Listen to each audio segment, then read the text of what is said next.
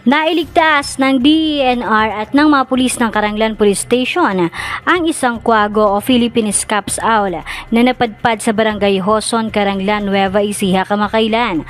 Ang ganitong uri ng ibon ay endemic o matatagpuan lamang sa Pilipinas. Ayon kay Police Master Sergeant Arnold Tolentino ng Compact sa Hoson, Caranglan, habang naka-duty sila sa critical point sa Barangay Digdig ay nagpunta ang kanyang kasama na si Police Corporal Jonel Parillo sa likurang bahagi ng kanilang himpilan.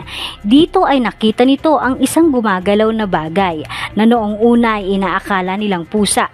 Nang kanilang lapitan at obserbahan ay nakita nila ang malalaki nitong mga mata at may pakpak.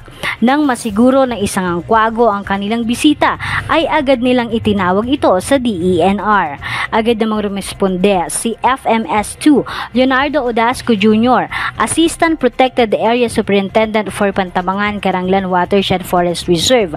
Ayon kay Odasco, may mababang porsyento na mabuhay ang kwago na nasa ganitong kalagayan at kung ito ay ikukulong lamang dahil maselan ito sa pagkain.